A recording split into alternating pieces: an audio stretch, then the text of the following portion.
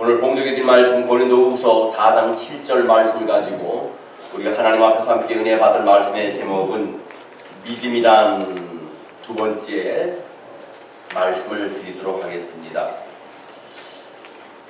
지금은 고인이 되었지만 최필근 목사님 계십니다. 최가 아니고 우리 지휘자님 성처럼 최했습니다. 최필근 목사님이라고 계십니다. 그분은 한 곳에서 목회를 하시는 분이 아니고 각 지역마다 다니시면서 순회 목회를 하시고 또 교단의 선교부에서 준비해 주신 선교헌금을 가지고 미 자립교회를 다니면서 그 선교헌금을 전달하는 목사님이십니다. 어느 때와 마찬가지로 이 목사님이 그날도 한 교회와 두 교회를 거쳐서 또 다른 교회에 가기 위해서 가다가 날이 점점 어두워지는데 산 기슭에 들어가게 됐습니다.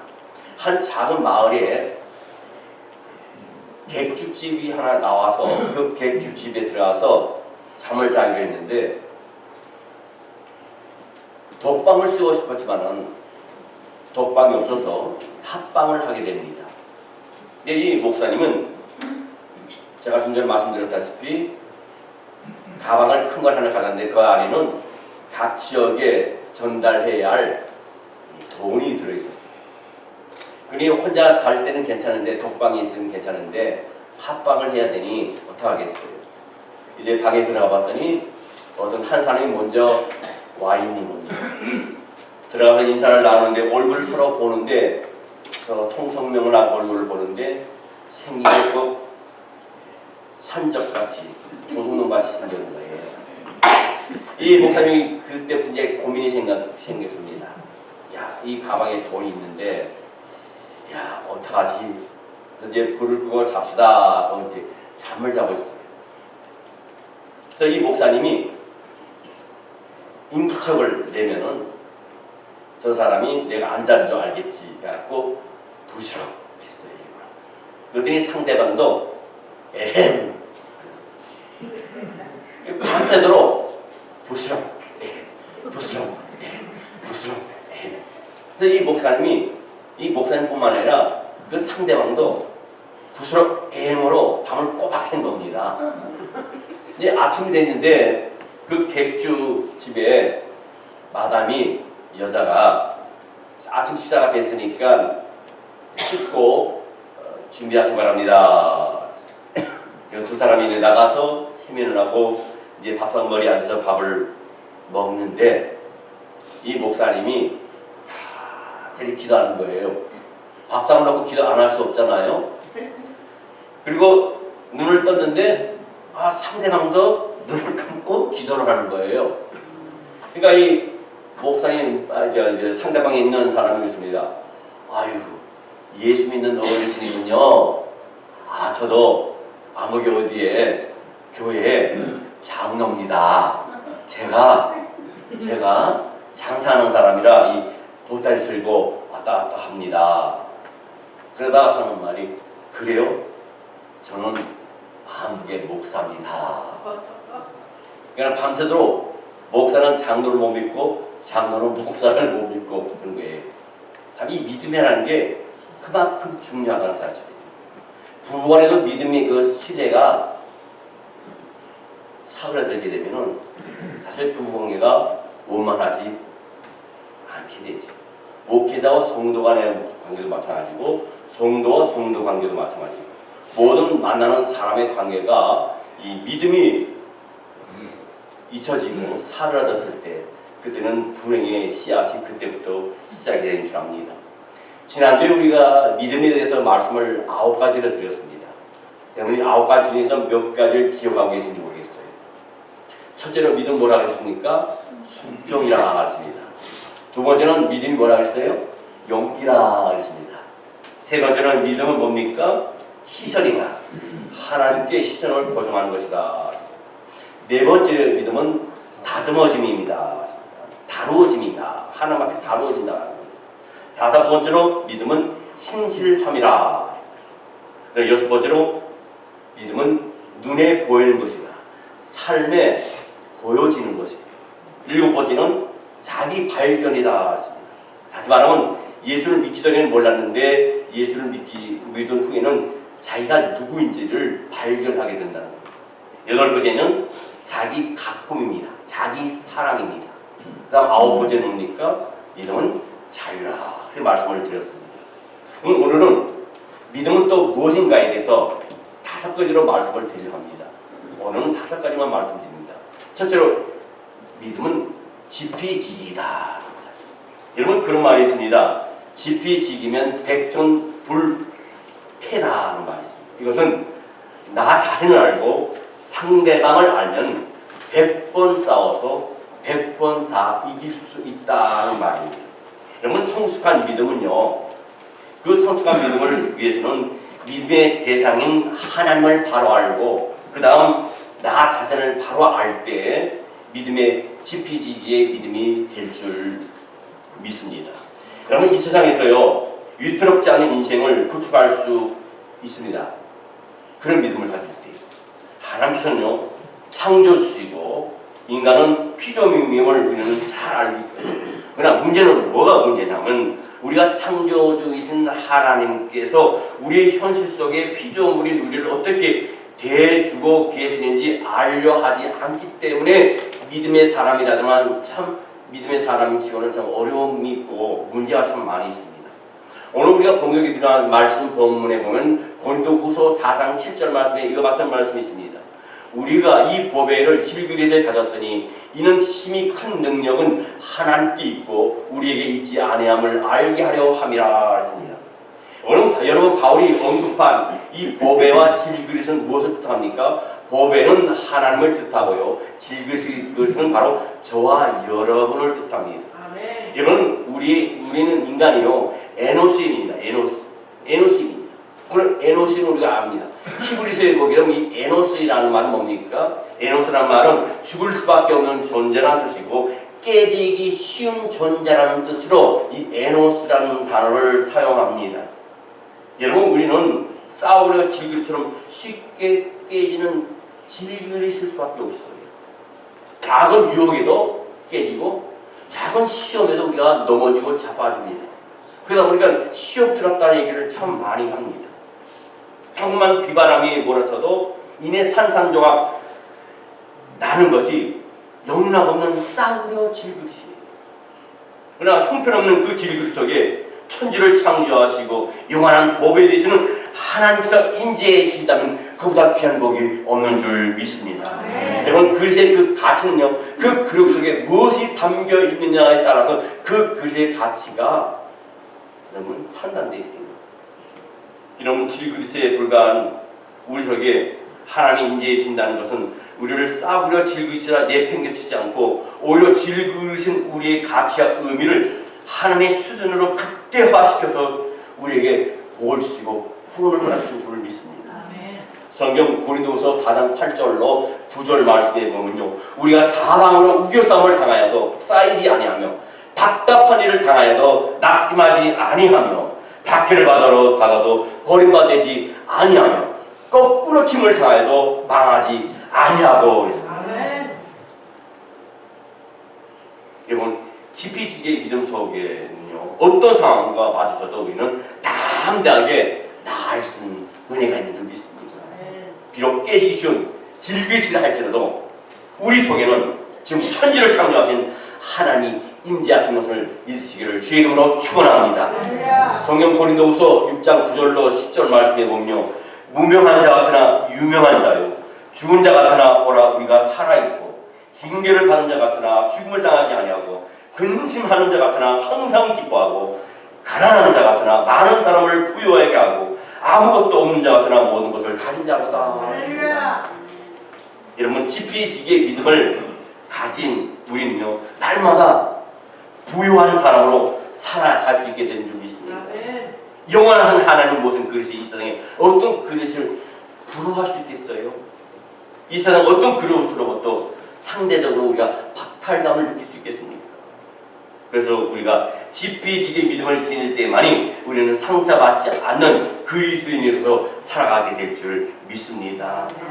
어떤 목사님이 미국의 여행 중에 평소 잘하는 교인 집에 유숙을 하게 되었습니다. 근데 어느 날 이 집사님 네 분이 나가는 교회에서 파티가 있었어요. 그래서 이 목사님도 양복을 정중히 입으시고 이제 파티를 가려고 준비하고 있습니다. 그때 그 집에 와이프 되는 집사님이 파티를 가려면 멋있게 입고 와야 되지 않습니까? 그래서 아주 이쁜 드레스를 입고 나오는데 목에 보니까 뭐 휘황찬란하게 반짝반짝한 목걸이를 탁 하고 나오는 거예요. 그러나 이 목사님이 그런 말씀했습니다. 집사님, 그 목걸이가 꼭 진짜 같아 보입니다. 목사님 그 말을 하고 나서 아차 싶었던 거예요. 그 자신을 내가 왜 이랬을까? 왜 이 말을 했을까? 아무리 가까운 사이라 해도 진짜 같다는 말은 가짜 같다는 것과 똑같은 건데 목사로서 여자 성도에게 그보다 더 큰 신뢰가 없는데 하면서 후회하고 있을 때 그 말을 듣는 당사자의 기분은 어떻겠습니까? 그러나 그 부인은요 언짢아하기는커녕 깔깔깔 웃으면서 목사님 하고 웃으면서 목사님 그래서 이 목걸이가 가짜인 거 어떻게 알았었어요?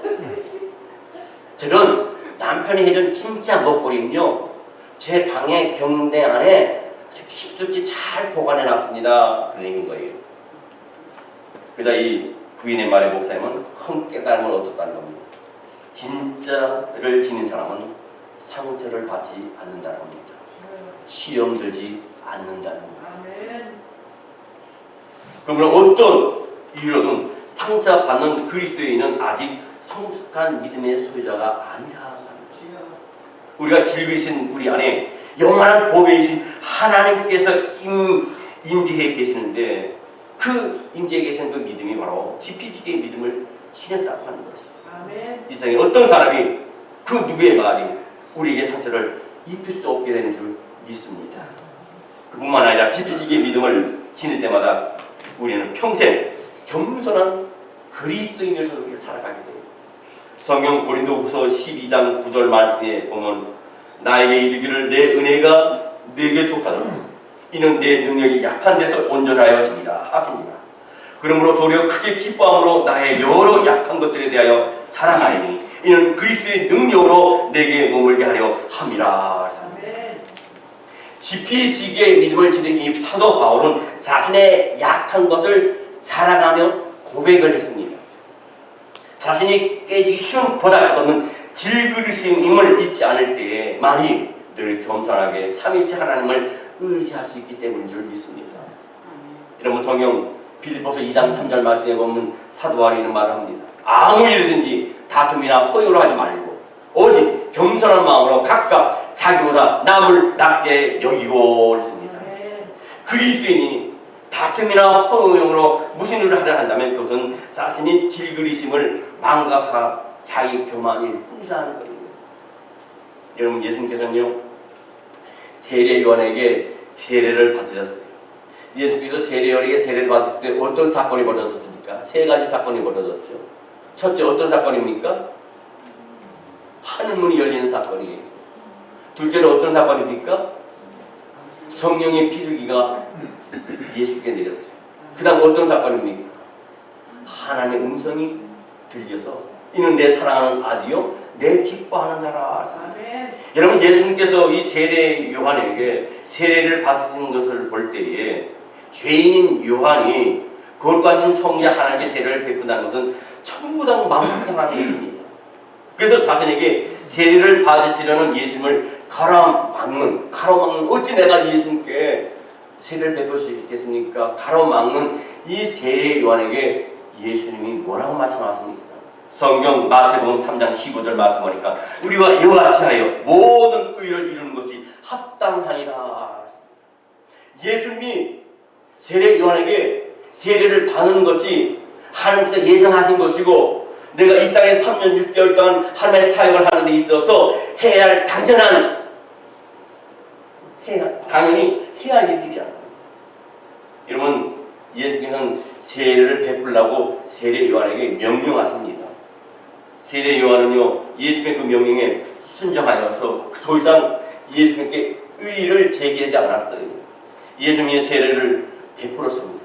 여러분, 어떻게 보면은 감히 어떻게 세례 요한이 예수님께 세례를 베풀 수가 있어? 교만해 보일 수도 있습니다. 그러나 세례 요한에게는 이것이 바로 겸손이었다는 겁니다. 순종이었다는 겁니다. 자신은 질그시요 하나님께서 이 질그신 자기 속에 임해 계시다는 지피지기의 믿음 속에서 가능한 겸손이 바로 이 사도 바울에게 나타났다는 겁니다. 여러분, 그리고 두 번째로 믿음은 뭡니까? 믿음은 거룩한 부담입니다. 성경 예레미야 20장 8절로 9절 말씀에 보게 되면요, 내가 말할 때마다 외치며 파멸과 멸망을 선포함으로 여호와의 말씀으로 만나면 내가 종일토록 시욕과 모욕거리가 됨이니라. 내가 다시는 여호와를 선포하지 아니하며 그의 이름으로 말하지 아니하리라 하면 나의 마음이 불 붙는 것 같아서 골수에 사무치니 답답하여 견딜 수 없나이다.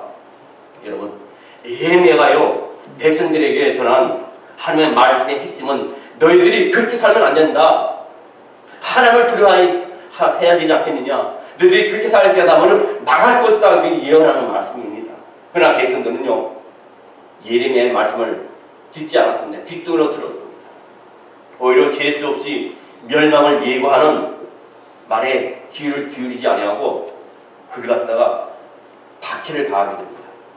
예레미야는 그런 생각합니다. 이럴 바에야 내가 아무리 하는 말씀을 전해도 듣지 아니하는데 차라리 전하지 않는 것이 낫겠다고 그렇게 예레미야는 생각을 했던 거예요. 근데 그때마다 어떤 생각이 드냐면 바로 이 본 말씀처럼 예레미야는 마음이 불붙는 것 같아서 골수에 사무치니 답답하게 견딜 수가 없다고 돌아갑니다. 내가 절다고 사람들에게, 돌이키지 않는 사람들에게 내가 복음을 전할 필요가 있냐고 했는데 그 마음속에는 마음에 불붙는 것 같아서 골수에 사무치니 답답해서 그들에게 복음을 전하지 않으면 할 수 없는 그런 마음이 이 예레미야가 생겼다는 거예요. 이것이 바로 뭡니까? 거룩한 부담감입니다. 우리는 주일날 하나님 말씀에 성수주일하라, 주일을 범하지 말라, 그런 말씀에 의해서 몸이 피곤해도, 몸이 때로는 아파도 하나님 앞에서 예배를 나옵니다. 그건 뭡니까? 거룩한 부담감입니다. 때는 우리가 살기 동안 11조, 감사헌금, 건축헌금, 성경헌금, 주일헌금, 때로는 꽃꽂이, 어떤 것은 꽃꽂이 하나도 부담이 될 수 있어요. 그러나 모든 것이 하나님을 걸 위한 것이고, 또 우리가 친구를 위해서 음식을 준비하고 말을 하고 누구보다 일찍 나와서 하고 또 누구보다도 찬양대원들이 일찍 나와서 연습하는 거, 그것이 어떤 때는 참 힘들고 고달프고 피곤하고 때로는 다 하고 싶지 않고 때로는 한번 쉬고 싶을 때지만은 그래도 나와서 봉사하는 것은 하나님 예배를 돕기 위한 거룩한 부담감을 우리가 갖고 하는 게 훨씬 단순하다는 사실이에요. 성경 고린도전서 9장 16절 말씀에 보면 내가 복음을 전할지라도 자랑할 것이 없으면 내가 부득불 할 일임이니라. 만일 복음을 전하지 않으면 내게 화가 있을 것이로다. 바울은요, 육체의 안일함을 위해서 복음을 전하지 않으면 자신의 화가 미칠 것이라고 고백해요. 우리가 다 알다시피 사도 바울은 예수 믿는 사람을 핍박하고 옥에 가두고 죽이는 역할을 했던 사람입니다. 그런데 하나님의 백성을 구원하기 위한 하나님의 통로로 사용하시기 위함을 바로 알게 되었고, 이처럼 주님의 사랑에 대한 거룩한 부담감 속에 살았던 이 바울이 주님을 위해서 위대한 사도로 영원히 세움받았음을 우리는 볼 때 이 사도 바울은 정말 거기에 겸손의 믿음이 있습니다. 여러분, 우리가 믿음이 성숙해지면요, 예전에는 그냥 별 문제 없이 지나가던 것에 신경을 쓰게 돼요. 예전에는 자기 가정만 편안하면 되고 자기 자신만 편안하면 된다고 그렇게 생각했던 것이 어느 날부터 이웃의 눈을 돌리게 되고 선교지의 눈을 돌리게 됩니다. 어때는 차를 타고 가다 그냥 모른 척하고 신호등에 섰는데 노숙자가 와서 왔다 갔다 하는데 애써 그하고 눈을 마주치고 싶지 않아서 딴 척하거나 앞에 신호등을 쳐다보는데 이 말씀을 들을 때는 이 말씀을 실천해야 되고, 내가 오늘 가자는데 심리를 가고 겉옷을 달라는데 속까지 벗어주라는 그 말씀, 또 너희가 부지 중에 예수를 영접하였노라. 우리 때는 거지가 이런 노숙자가 내 옆에 차 옆에 다가온다 할지라도 그것이 바로 예수님의 모습으로 와서 우리를 테스트할 수도 있다는 거예요. 그 말씀을 들을 때 우리는 뭡니까? 창문을 열고 그에게 1분이나 2분이나 3분이나 5분이나 이렇게 준 것은 바로 거룩한 부담감이라는 사실. 여러분, 자기 욕망을 위한 수단과 방법을 가지지 않았던 자기 삶의 태도에 대해서도 거룩한 부담감을 우리는 느껴야 될 줄 믿습니다. 우리가 주님 때문에 거룩한 부담감을 지니면 그 거룩한 부담감은요, 우리 자신뿐만 아니라 세상을 동시에 살리는 역사가 있는 줄 믿습니다. 네, 세 번째로 믿음은 약속음입니다. 시드란 집사님은 산에 드린 공의에서 해간 설교 내용 중에 첫 부분이 여기 나옵니다. 사도행전 7장 2절로 5절 말씀에 보면 내가 복세반이 이르되 여러분 부형들이여 들으소서. 우리 조상 아브라함이 하란에 있기 전 메소포타미아에 있을 때 영광의 하나님이 그에게 보여 이르시되 내 고향과 친척을 떠나 내가 네게 보일 땅으로 가라 하시니 아브라함이 갈대아 사람의 땅을 떠나 하란에 거하다가 그의 아버지가 죽을 때 하나님이 그를 거기서 너희 지금 사는 이 땅으로 옮기셨느니라. 그러나 여기서 발붙일 만한 땅도 유업으로 주지 아니하시고 다만 이 땅을 아직 자식도 없는 그와 그의 후손에게 소유로 주신다고 약속하셨으며, 여러분, 아브라함은 하나님의 명령에 따라서 그가 살던 하나님 땅을 떠났습니다. 그럼 뭐냐면 하나님이 가나안 땅으로 가라고 합니다. 근데 막상 가나안 땅에 이사해보니까 하나님께서 유산으로 물려주시겠다 하는 손바닥만 땅도 하나도 없었던 겁니다. 주시지 않았어요. 여러분, 하나님께서 아브라함에게 주신 것은 현찰이 아닙니다. 약속음입니다. 아브라함이 부부에게 아들을 주시겠다고 하늘의 별과 같이 땅에 모래알같이 주겠다고 하나님 약속을 하셨는데 이 아들 이삭을 얻기까지는 몇 년이 걸렸습니까? 이 아브라함이 75세에 하나님 약속을 들었어요.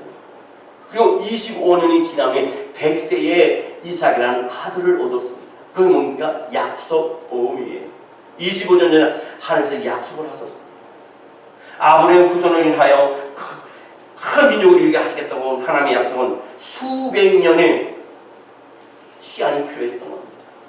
여러분, 이집트의 노예 생활을 해서 430년 노예 생활에서 해배하는 이 이스라엘 백성들이 곧장 가면은 일주일이면 가고 천천히 가도 2달이면 갈 걸 왜 40년이나 걸었습니까? 약속음이라는 겁니다. 여러분, 구약의 마지막 선지자 말라기를 통해서 주셨던 메시아의 약속이 있습니다. 그로부터 400년이 지난 후에 예수님께서 이 땅에 오심의 성취였습니다. 그것도 약속음입니다. 그 약속 역시 400년짜리 약속음입니다. 우리는 언제나 하나님께 현찰을 구합니다. 기도하면 바로 응답이 떨어지고, 아침에 기도하면 저녁에 응답되고, 오늘 기도하면 내일 응답되기를 원하고, 이번 주에 기도하면 다음 주에 이루어지기를 원합니다. 조급합니다. 그런데 하나님은 한결같이 우리에게 약속음을 주셔요. 그런데 그 이유가 뭡니까? 현찰은 단순 거리에 지나지 않지만 약속음은 주고받는 것은 믿음의 행위이기 때문입니다. 여러분, 장사하는 상인은 누구든지 현찰을 들고 오기만 하면 아무것도 따지지 않고 물건을 팝니다. 그것은 거래예요, 거래. 현찰로 물건을 사려는 사람에게 당신은 인격이 모자라서, 당신은 못생겨서 당신에게 물건을 팔 수 없다 하지 않습니다. 왜? 현찰을 갖고 왔기 때문에 바로 파는 거예요. 여러분, 현찰로는 상대를 믿지 않고도 얼마든지 거래할 수 있습니다.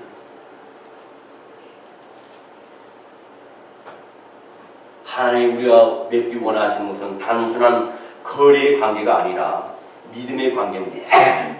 이것이 하나님께서 우리에게 약속한 약속 어음을 주는 까닭이에요. 이 사실을 깨닫지 못하면 우리는 우리의 조급함 때문에 왜 빨리 응답이 되지 않을까? 왜 문제가 해결되지 않을까? 왜 이루어지지 않을까? 하나님을 오해하거나 불신하게 됩니다. 그러나 하나님의 모든 약속이 약속 어음임을 아는 사람에게는 성경이 송두리째 하나님이 나에게 약속하신 약속 어음으로 믿어지게 될 줄 믿습니다. 아멘. 할렐루야. 여러분, 하나님의 약속 어음에는 부도가 없어요. 사람의 약속 어음은 부도가 있습니다. 그리고 하나님의 약속 어음은 부도가 없고 그 유효 기간은 영원하다. 그리고 자신은 말할 것도 없고 자기 자식들의 인생을 영원한 반석 위에 세워주는 영원한 육아 증거인 줄 믿습니다. 그럼 우리가 이 사실을 믿는다면 우리는 이 약속의 다화를 우리의 자식들에게 유산으로 물려주게 된 것이고 그 약속어음들이 우리의 자자손손 대대로 기일이 이를 때마다 어금니 없이 결제될 것을 두려워할 필요가 없는 줄 믿습니다. 여러분, 네 번째로 믿음은 뭡니까? 기다림입니다. 기다림. 약속 어음을 받은 사람은 만기일이 도래할 때까지 기다려야 돼요. 한 달짜리 약속 어음을 받아놓고 그 다음날부터 결제를 독촉하는 사람은요 없습니다. 하나님의 약속 어음을 믿는 사람들의 기다림은 그 결제일이 도래할까지 하나님의 약속을 누리기에 합당한 사람으로서 하나님에 의해서 빚어지는 겁니다. 새롭게. 이것이 하나님의 약속이 성취되기까지 우리를 기다리게 하시는 이유입니다. 이런 관점에서 시편 66편 10절 말씀에 이렇게 말씀하십니다. 하나님이여 주께서 우리를 시험하실 때 우리를 단련하시기를 은을 단련함같이 하셨으며 하나님께서 우리에게 약속음을 주셨으면 하나님 그 기간 동안에 이어주시기까지 우리를 특별히 훈련하시는 겁니다. 받을 만한 자격이 되는지 하나님께서는 때로는요 우리를 은을 단련하듯이 단련하세요. 훈련하십니다. 때로는 시험을 주십니다. 때로는 연단을 주십니다. 때로는 아픔을 주십니다. 때로는 눈물을 주십니다. 은을 단련할 때, 뜨거운 불 속에서 단련할 때 거기 있는 모든 불순물들이 다 기꺼이가 떨어져 나오고 순은을 만들어지듯이 하나님께서 우리를 훈련, 약속음을 주고 훈련하시는 것은 바로 우리를 통해서 우리 안에 있는 더러운 모든 불순물들을 제거하시기 위한 훈련 과정이다. 시편 66편 11절 말씀에 우리를 끌어 그물에 걸리게 하시며 어려운 짐을 우리 허리에 메어 주셨으며 하십니다. 하나님께서 때로는 우리의 인생 속에서 우리 인생 그물 속에 우리를 가두실 때가 있어요. 어부가 바다에 그물을 던졌을 때 그 그물의 구멍이 얼마나 되냐에 따라서 고기가 잡히게 돼 있어요. 그 구멍에 보다 더 큰 고기가 잡히지요. 작은 고기가 잡히면 그 구멍을 뚫고 나갈 수밖에 없습니다. 여러분, 우리가 인생의 고난 속에서, 우리의 고통 속에서, 아픔 속에서 그 고통을 빚어나가기 위해서는 우리 스스로 우리가 영적인 다이어트를 해야 된다. 다시 말하면 죄에 대한 다이어트를 해야 된다는 거예요. 악에 대한 다이어트를 해야 된다. 그래야만이 우리가 그 고난을 벗어날 수 있어요. 우리 어떤 옷이 아주 좋은 옷이고 아주 비싼 옷을 선물 받았다 합시다. 그 옷이 나한테 맞지 않아요. 너무 작아서. 그럼 그 옷에 맞추기 위해서 다이어트를 해야 되는 거 마찬가지로 우리가 하나님의 약속음을 받기 위해서는 어떻게 됩니까? 우리 스스로 우리 자신을 죄를 다이어트 시켜야 된다. 아멘.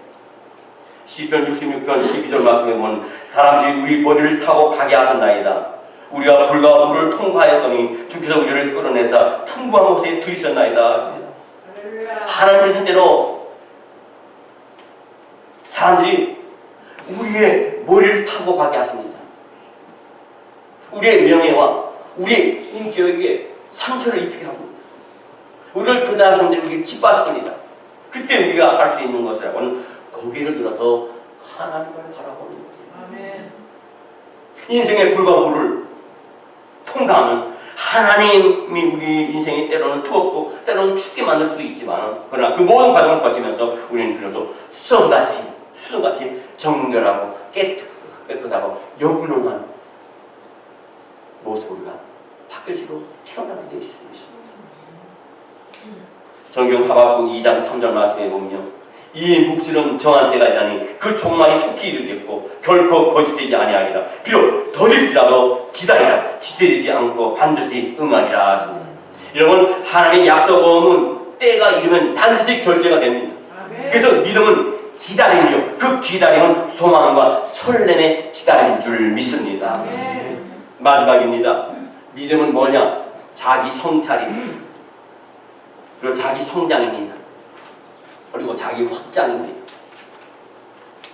우리가 하나님의 약속을 믿고 기다리는 것은 그 기다림 가운데 하나님에 의해서 새롭게 빚어져 가면서 우리의 믿음은 영적인 자기 성장과 자기 확장이 이루어져 버립니다.